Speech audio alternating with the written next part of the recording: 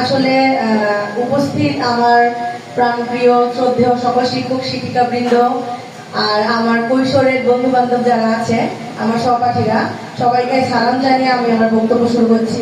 আসসালামু আলাইকুম। আসলে স্যারের সবাই বক্তব্য শুনলাম এতক্ষণ পর্যন্ত। তো স্যারদের কথার পর আসলে আমি এখানে কথা বলাটা আমার কাছে আসলে যুক্তিসঙ্গত মনে হচ্ছে না। আমি আসলে অনেক নার্ভাস, কারণ ছোট থেকে যে শিক্ষকরা আমাদেরকে পড়িয়েছেন সবাই এখন আমার সামনে আছেন। তো ওনাদের সামনে কিছু বলা আসলে আমার কাছে এটা অনেক বড় ব্যাপার। তারপরে তোমরা সবাই আমাকে বলেছো কিছু বলার জন্য, এই জন্য আমি সবার সামনে উপস্থিত হয়েছি। তো আসলে আমাদের সামনে এখন যারা এসএসসি পরীক্ষার্থী বোনেরা ভাইয়েরা সবাই আছে, পাশাপাশি আমাদের সকল শিক্ষক শিক্ষিকা, আর আমাদের দুজন শিক্ষক ছিলেন, একজন এখন উপস্থিত আছেন যারা আমাদের সম্মানিত শিক্ষক আজমউদ্দিন স্যার এবং লিয়াকত আলী স্যার। ওনাদের দুজনকে আসলে আমি আন্তরিকভাবে ধন্যবাদ জানাবো যে ওনারা আমাদের আমন্ত্রণে আছে, আমাদের সাথে সামিল হয়েছেন।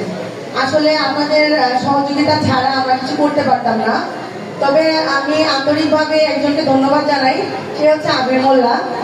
ও আসলে এই সমস্ত আয়োজনটার মেইন প্রস্তাবক, মানে সে যদি না চাইতো, আসলে আমরা সবাই সহযোগিতা করেছি ঠিক আছে, সবাই ছিলাম, কিন্তু তাছাড়াও সে সেটা আহ্বায়ক ছিল। সে সমস্ত আন্দোলনটা মানে আমাদের যে যেটা করবে সেটার জন্য সে আমাদেরকে যথেষ্ট সাহায্য করেছে।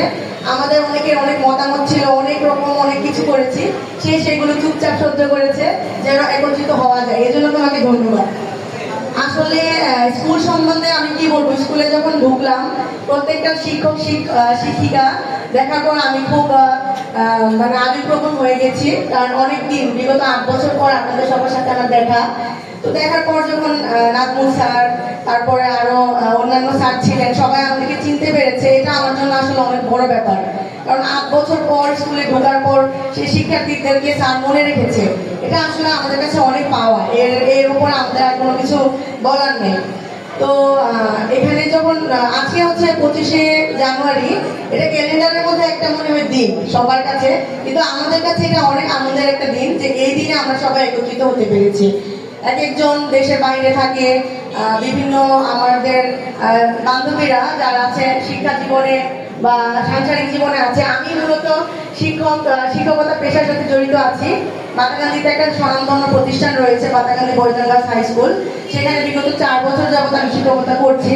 তো আমি যদি কিছু ভুল করে থাকি আপনারা আসলে ক্ষমা সুন্দর দৃষ্টিতে দেখবেন, আমি অতটা ভালো করে বলতে পারি না। তো এই দিক থেকে একটা কথা বলবো যে আমাদের শিক্ষকরা আমাদেরকে নীতি নৈতিকতার বিষয়টা যথেষ্ট শিখিয়েছেন। আমি যখন এই প্রফেশনটাতে আসি এই বিষয়টা আমি খুব ভালোভাবে বুঝতে পারি। শুধু তারা আমাদেরকে পড়াশোনা করিয়েছেন বিষয়টা সেরকম না, পড়াশোনা শিখা আমি বাসায় শিখতে পারি বা আমি প্রাইভেট পড়তেছি তার কাছে আমি পড়াশোনা শিখতে পারি, কিন্তু নীতি নৈতিকতা যে বিষয়টা যে তোমরা সবসময় এটা পালন করবা। কিছুক্ষণ আগে আমাদের স্যার আজমউদ্দিন স্যার ওই কথাটা বলেছেন যে অবশ্যই নীতি নৈতিকতার বিষয় তুমি কখনো ছাড় দিবা না, যেটা আমি এখন কর্মক্ষেত্রে যাওয়ার পর বুঝতে পারছি। আমি পাশাপাশি পড়াশোনা করছি, কিন্তু এই মহান পেশার সাথে আমি নিজেকে যুক্ত করতে পেরে আমি অনেক ধন্য। তো আমি যখন প্রতিষ্ঠানে ঢুকলাম তখন দেখলাম আমাদের প্রতিষ্ঠান মোটামুটি অনেকটা পরিবর্তন হয়ে গেছে। আমরা যখন ছিলাম তখন হয়তো একটা উন্নত ছিল না। তবে স্যারদের কাছে একটাই মানে আমাদের আনন্দের এটাই বিষয় যে আমরা যখন স্যারদের কাছে এটা একটা প্রস্তাব রেখেছি যে আমরা করতে চাই, স্যাররা যথেষ্ট সহযোগিতা করেছেন। তো স্কুলে ঢোকার পর একটা কথা বলবো যে তোমাদের যারা পিছনে আছো সবার উদ্দেশ্যে বলি, তোমাদের এখন মনে হয় যখন স্যাররা অ্যাসেম্বলি করায় যে কখন অ্যাসেম্বলি শেষ হবে, এর মধ্যে আমরা অ্যাসেম্বলি করতে একদম মন চাইছে না, বা আমাদের যখন স্যাররা ক্লাসে ঢোকে তখন মনে হয় কি স্যার একটা পড়াতেছে, ইস কখন ঘন্টাটা শেষ হবে, বা স্যার যখন আমাদের কোনো পড়া ধরে মনে হয় যে আমার কাছে আস্তে আস্তে ইস ঘন্টাটা যদি শেষ হয়ে যেত। এই বিষয়গুলো আমরাও ঠিক একই রকম মনে করতাম যখন আমরা 14-15 বছর ছোট ছিলাম। আমরা যখন আমাদের স্কুলে 6-7-এ পড়তাম, এই বিষয়গুলো আমাদেরও মনে হইতো কখন স্কুল শেষ করব, কখন আমি কলেজে যাব। কিন্তু আসলে বিশ্বাস করো তোমরা এখন যে সময়টা আছো এটাই সবচেয়ে সুন্দর সময়, সোনালী সময়। আমরা যে এখন ইউনিভার্সিটিতে পড়তেছি, আমি ফাইনাল ইয়ার চলতেছে, আমার শেষ হয়ে যাবে। তো কিন্তু আমার কাছে এখনো মনে হয় যে আমার এই স্কুল জীবনটা আসলে সবচেয়ে সুন্দর ছিল।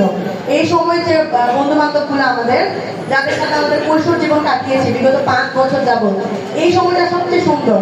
এই যে এত শিক্ষক আমাদের আছে, আমি প্রাইমারি স্কুলে পড়লাম, এমই স্কুলে পড়লাম, ভার্সিটিতে পড়লাম, কিন্তু আমাদের স্কুলের শিক্ষকদের মতো আমাদের আত্মার যে টান, ওটা কারোর প্রতি আমাদের নাই। এটা আসলে সব ক্ষেত্রে আমি লক্ষ্য করেছি। তো আমি সবার ক্ষেত্রে এটাই বলবো যে তোমরা এই সময়টাকে খুব ভালোভাবে এনজয় করো। মানে তোমরা যখন বড় হয়ে যাবা তখন মনে হবে যে বাস্তবতা অনেক কঠিন, আসলে স্কুল জীবনটাই সবচেয়ে সুন্দর ছিল। আর আমাদের শিক্ষকদের প্রতি আমার আন্তরিকভাবে ধন্যবাদ যে সবাই আমাদেরকে এত সুন্দরভাবে গ্রহণ করেছেন, সবাই আমাদেরকে মনে রেখেছেন, এটা আমার জন্য অনেক কিছু। যখন স্কুল থেকে বের হয়ে যাবা তখন তোমাদের মনে হবে যে এই যে স্কুলের যে ঘন্টার টিফিন ঘন্টার সময় চলে যাওয়া বাসায়, ফ্রেন্ডদের সাথে দুষ্টামি করা, আবার অনেকে ব্যাগ চুরি করে তারপর বাসায় চলে যাওয়া, এই বিষয়গুলো তোমরা অনেক মিস করবা। তখন মনে হবে আবার যদি একত্রিত হতে পারতাম। যেমন আমাদের ফ্রেন্ডরা এখন অনেকে আছে ইতালিতে থাকে বা ফ্রান্সে থাকে বা সৌদি আরব থাকে, বিভিন্ন জায়গায়। আমাদের ফ্রেন্ডরা যারা মেয়েরা আছে ওরা কেউ ঢাকাতে পড়ছে, কেউ চট্টগ্রাম করছে। তো ওরা যখন সবাই পাশাপাশি বিভিন্ন একটা আয়োজনের মাধ্যমে একত্রিত হয় তখন ওরা বলতে বাধ্য হয় যে আসলে স্কুল জীবনটা আসলে সুন্দর ছিল। তো আসলে আমি আর বেশি কিছু বলবো না, আমি আমার শিক্ষকরা এখানে আছেন, আমি এতটুকুই বলবো যে আমার স্কুল যেন আরো উন্নত করতে পারে, আমাদের সব শিক্ষকরা যেন সুস্থ থাকে, ভালো থাকে। আর অবশ্যই যে আয়োজনটা করেছেন আবির মোল্লা, তাকেও ধন্যবাদ জানাবো। পাশাপাশি সাজিদ আছে, মারু, নাজমুল, ওরাও যারা যারা আছে ওদেরকেও ধন্যবাদ যে তোমরা এখানে সহযোগিতা ছিল। এতটুকু বলে আমি আমার বক্তব্য শেষ করবো। ধন্যবাদ। আসসালামু আলাইকুম।